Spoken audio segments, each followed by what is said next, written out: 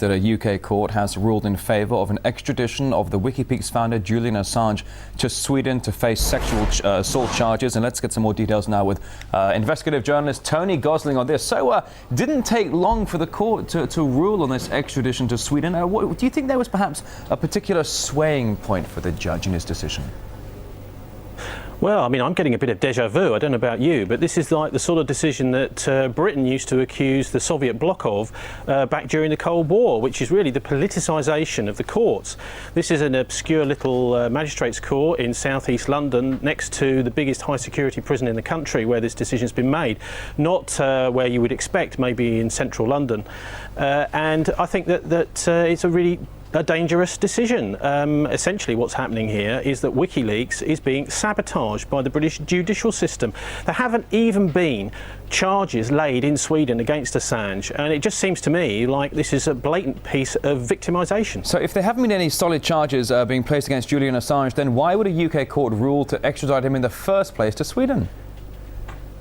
Good question, and actually there is some evidence, but it doesn't seem, even in Sweden, enough evidence to reach the stage of charging him with rape, even though the rape criteria in Sweden are very different to some other parts of Europe. So this is a very worrying decision, and it seems to me deliberately designed to keep Assange in jail, because it looks like, certainly from what the Guardian's been reporting today, that he is actually going to be kept in custody. Now this is an act of sabotage against WikiLeaks, and also there's the other aspect of this, which is that by going to Sweden, this is a way by the back route, because it's actually a lot easier to extradite Assange to the United States from Sweden.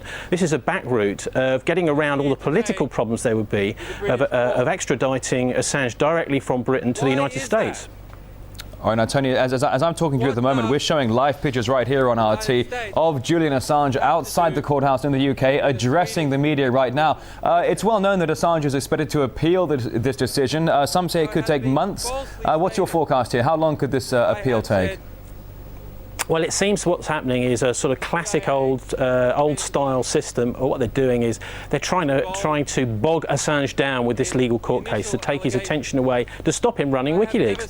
And if it's going to drag out to the summer, this is going to act in favour of the Western powers and the United States particularly, and against those people who are trying to leak material via WikiLeaks. Now, WikiLeaks are not 100% kosher, shall we say, because there are some questions over the funding from people like George Soros are alleged to be funding it, and there are questions about him. But at the end of the day, we've got to have these websites out there like Cryptome, which I can remember back from the 1990s, OpenLeaks, and now WikiLeaks too. This is a really important way that we can get round some of the, I think, obsessive secrecy that's going on in international diplomacy right now. And one of the things that's come out constantly through the WikiLeaks is the attempts by Western powers to demonise places like Iran and Libya and other countries in the Middle East, and really to build up a case for occupation and invasion, as we saw, of course, with Iraq. And WikiLeaks is actually quite a powerful tool to stop that happening. Now, imagine if we go back to 70 years, if there'd been a WikiLeaks around during the run-up and during the Second World War, whether the attacks on the Jews would have been allowed to happen if this information had been more freely available of what was going on at the time. And I think WikiLeaks is really a valuable thing, and equivalent websites to it today. That's why I think this is an act of sabotage, and that Julian Assange needs all the help he can get right now. All right, investigative journalist Tony Gosling, as we're talking to you, we've been showing these live pictures of Julian Assange addressing the reporters and the press outside the UK courthouse in London. Anyway, Tony, fascinating insight. Thank you very much.